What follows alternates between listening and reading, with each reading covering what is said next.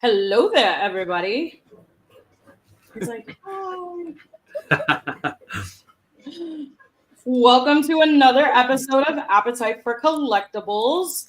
As you guys all know, I occasionally, well, not occasionally, like to have this segment called, Hey, I was in Star Wars. And today, after I want to say like possibly like a month of us just like fighting each other, talking about cool collectibles, we finally have Gordon on. What's up, Gordon? Not too much. How's it going? Good. Enjoying the real crappy Florida weather. Well, it's beautiful and sunny here in California, and no clouds in the sky. It's actually warm the last 2 days, which is kind of nice. It's been cold for months. Oh, wow. Hold on. My thing went off on my TV. Always happens. I'm back. Like TV has this thing where like if it's not touched for like more than 30 seconds, it like starts playing random music from time to time. Oh. But yeah, as we know, like you and I discussed, you're actually from Florida, from Miami. Yep. Yeah, I was born in Miami, and then I lived there till I was about 6, and then my parents moved up to Martin County, but just north of the county line border up in Hobe Sound.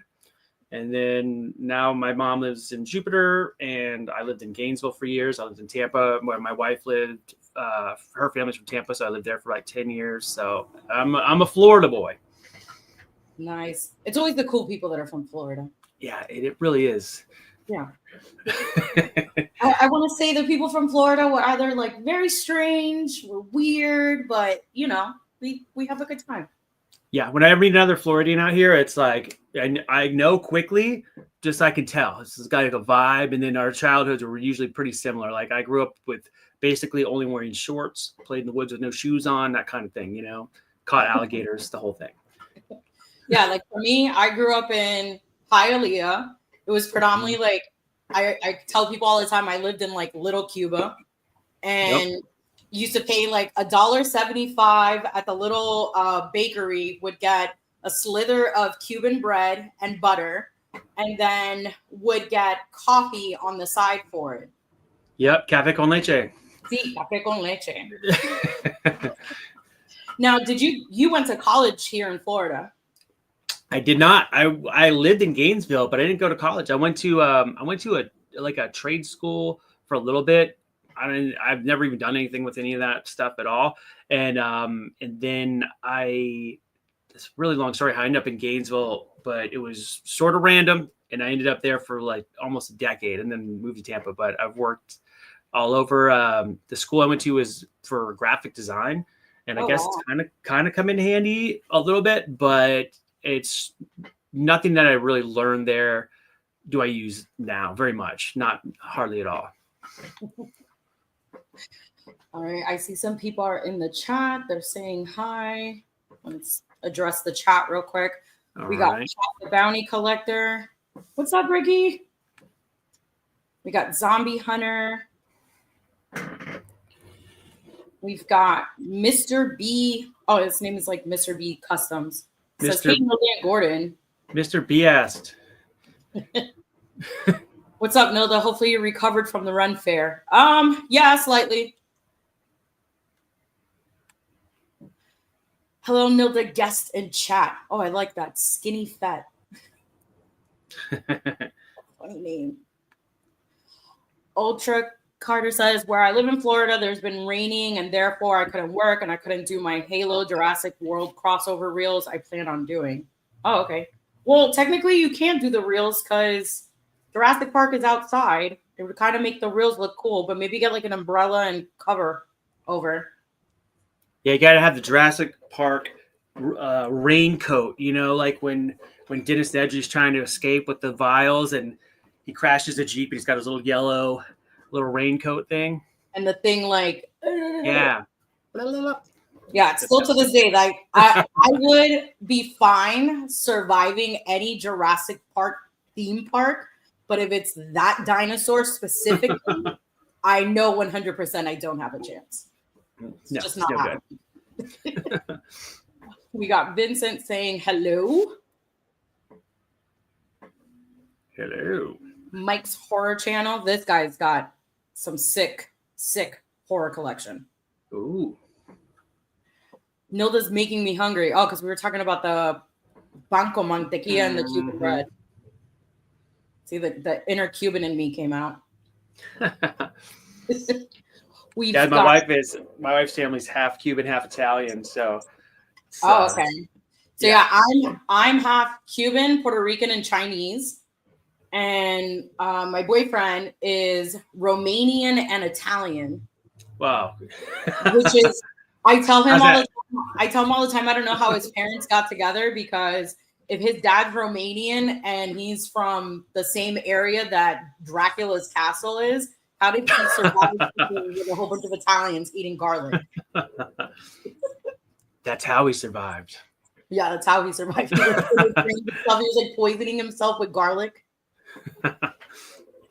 Jenner Konobi says, "What an awesome droid background." Ooh, they're here. They're real. It's not like me where I have to like green screen my collection room. No, those are real. We were just talking about those. By any chance, do you want to like, I guess, go into detail about your background?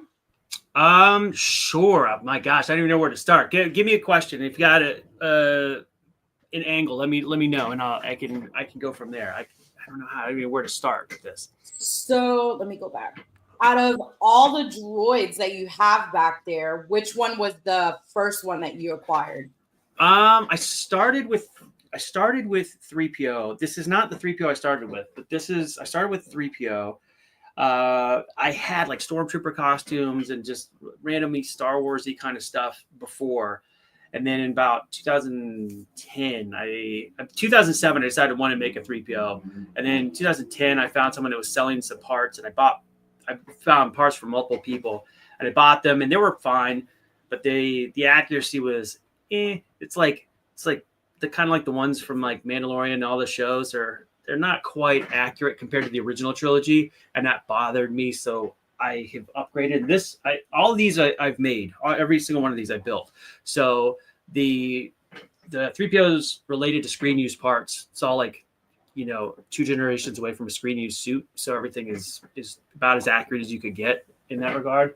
But that was my starting one. And then I've been working on RA7 versions of this since like 2013 or something. I've gone through multiple versions. And if you've been to the droid builder area at Galaxy's Edge, where they have they put the droids together, the RA7s in there, in the EV99s, I made the masters for, and then they molded them, copied them. So all the ones in there, that's the RA7s, my hand sculpture. The picture on my YouTube page of me sculpting RA7, that's that droid that's in the Disney parks. Cool. And then let's see, it went from there, and then 83 here, which is the one I did for Jedi Temple Challenge. That was like 2019. When I made this one. This is the one from the show, the actual droid. And then CZ3 is something I worked out when I did the one for Tom Spina Designs for Regal Robot. I did the digital cleanup on the scan for CZ3 for Tom. Part of my deal is like, look, I need to build that whole droid. So if I can, work something out to, make those scans happen, that'd be good. So that's how this is. And then our little RX droid here, which is in progress right now. I helped with Michael McMaster and David Ferreira, and we built the ones for Book of Boba Fett, which were used in Skeleton Crew. I think they turned up on something else as well.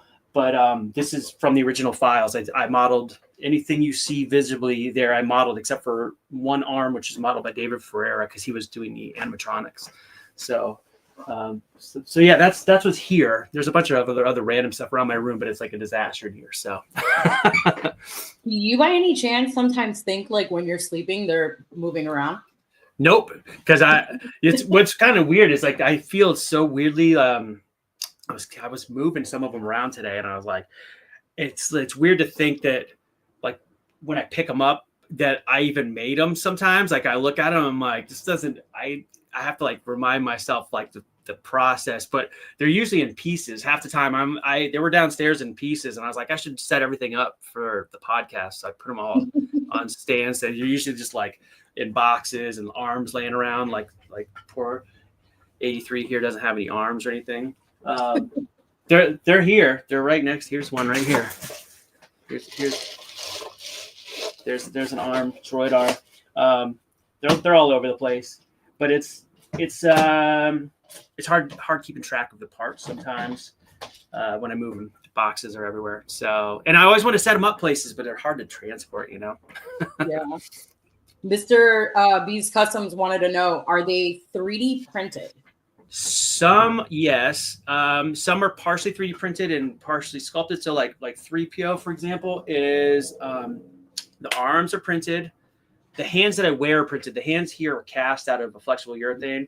The torso is fiberglass. The head is fiberglass and resin. The shorts are fiberglass. The legs are fiberglass. But it does have 3D printed parts, like all the small pieces, the little greeblies on the head and the antenna, all those are 3D printed. The RA7 here is top half is 3D printed. The lower half, legs are fiberglass. The shorts are fiberglass. CZ3 is printed. The lamp, my leg lamp back here, that's all fiberglass cast. So it's a mix, whatever it takes. Some pieces I don't have any here, but sometimes I do foam fabricated parts. So like some elements might be foam fabricated. They'll look the same. You wouldn't be able to tell them apart once they're painted and everything, but they're more comfortable to wear. I remember seeing a while back the R2 lamp with the C3PO leg. And I remember seeing somebody post that like a long time ago.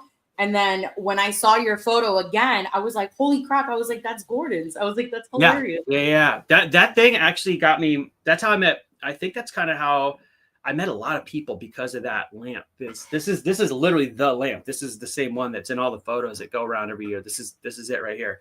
And it's the amount of people that contacted me because that lamp was crazy. And it's just opened up a lot of doors actually just by putting that thing out. And it was kind of goofy. I was working on 3PO parts and I had the leg up on the couch and I was doing something, hooking up the little piston on the side of the leg or something. And my wife like, oh man, that reminds me of that scene in Christmas Story when Ralphie's like looking at the leg. And I was like, oh my God. And then it's like, I got to make a lamp. And I did the first one in 2012, I think, as a gag. I kind of like set it up and I had bike lights inside of it and stuff. So it looked like a lamp. And then I took this like a pretty nice photo of it next to the Christmas tree. And it went, I thought my friends would laugh. I didn't think it was going to be like a thing. And it went really, really viral quickly. My friends like, can I put this on Reddit? I was like, sure. And then like the next morning I had like 96,000 views or something ridiculous. I was like, oh my God. It's like, okay. And I was getting all these emails and places are writing me like wanted to interview me about it. I was like, okay, I guess this is good. So I don't know why, because I guess because it's raining outside, my like thing is spinning around, but I'll just read it out loud. Zabi Hunter was asking Gordon, do you have a life size R2 as well? I have a good chunk of the parts for one, but I don't have one currently. I have like another dome. I've got legs. I've got a frame. I've got every one of the greebly bits. I don't have any skins for it yet. I don't have feet for it yet, but I've been slowly putting one together for like 13 years now. I always see like the droid building community, like when I go to like any of like MegaCon, Florida SuperCon, and I'm always seeing like these guys with like a whole bunch of droids. And I've always asked them questions, and I've even said it to myself, like the moment I move and we buy our house, the first thing I'm going to start doing is building droids in our home. I'm going to buy like a 3D printer machine, and I just want to like start building and making my own stuff. Like recently I've been doing like a lot of weathering weapons, and I've been like teaching and learning how to like actually paint. So I've been like weathering a whole bunch of stuff in the house. But I said it, as soon as we buy a house, I'm like converting our garage basically into like my own little workspace. It's super addictive. Like just be prepared. You're going to have a workspace and it's going to just be full of droid parts real quick. And you won't be able to move them around because you just have way too many projects. That's just how it goes. But it's good. It's a good thing. And the resources out there are nuts. So like any droid that you can think of, there's a page for it on Facebook where you can, find files or find parts. It's awesome. So I mean, like BB-8 and the tons of R2 related. There's like a whole giant group on that. It's awesome. That's amazing. So I know that you do acting, FX, performance, just basically the whole entire thing. I think I want to say like my favorite video of yours is you dressed up as an alien and saying like, "Hey guys, check out my teeth." I showed that to my boss today because I was leaving work and my boss he goes, I watch your channel all the time, which he's probably on here.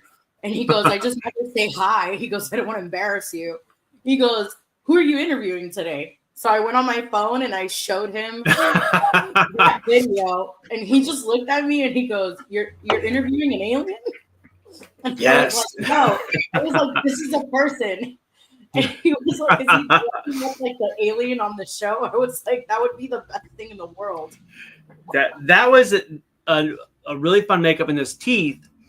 Random story is I got those teeth like 20 years ago at Walmart, and they're like football mouth guard that looks like teeth. They're funny, and and they were on sale in the sale bin. And I went to Walmart one night. My friend was having a birthday. I was like, I gotta get something. And I went and just was like finding anything that was like $4 or cheap in this big bin, and there was hundreds of those teeth in there. And I picked up. I was like $1 in a little box, but they're football mouth guards, and the first time I met my wife in person, I had them in my mouth. Not just randomly. I put them in to goof with my friend, and she like walked in the room, and I had them. So the first photo she has of me, I have those stupid teeth in.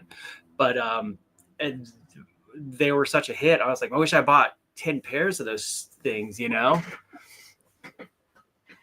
it's the fun. I think I must have rewatched that video like 10 times because I couldn't stop laughing. I thought it was the funniest thing ever. That one. You as the 8 trying to eat sushi. Mm-hmm. That was taken in Japan, actually, which was just in beginning of December. That's hilarious. Now, since we got people on here on the chat, and I know for a fact they're willing to get to know you and want to know everything about you, how did you get into this beautiful industry? Oh, let's see. So I was building costumes and stuff for fun. I was making things kind of for fun, like a hobby. And then to get into kind of the acting side of it, in 2013 in Tampa at Fan Expo, I met Doug Jones, who's like a creature performer, did Shape of Water, all that. And he was like just like the sweetest guy, super nice. And I met him in my 3PO suit. I was at Fan Expo in 3PO, and then I was like, oh my gosh, Doug Jones is sitting there, and I didn't know he was going to be there. Siren, sorry about that. Took a photo with him, and then after I got out of the suit, I came back over and said, hey, that was me in 3PO.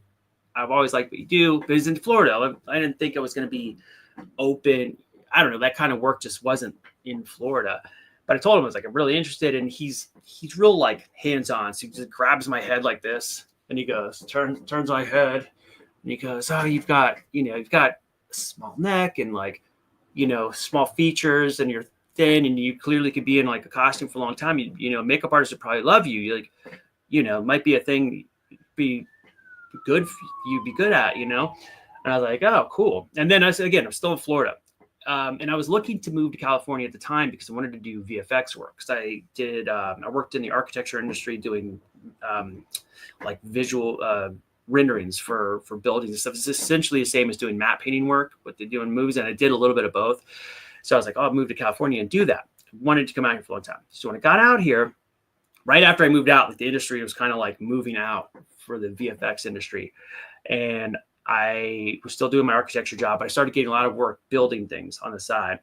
And at the same time, people would hire me because right at the time when Disney bought Lucasfilm, they were doing a lot of YouTube promoted content through places. So people would want a 3PO, and I would get hired to do 3PO for a lot of YouTube stuff, especially like Maker Studios, which is like a big one of those YouTube conglomerate kind of things, has a bunch of creators.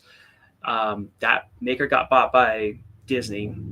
They're doing all the Star Warsy stuff, and so 3PO gigs. And then randomly a gig came up. They're like, "Hey, do you want to be in this makeup for Emperor Palpatine?" And I'd wanted to, but people don't want to spend $1,000 to put you in some makeup if they don't know that you can do it. So I was like, I'm jumping at this, and that became the kind of the thing. Oh, I'm getting an echo. Is that? Yeah, my thing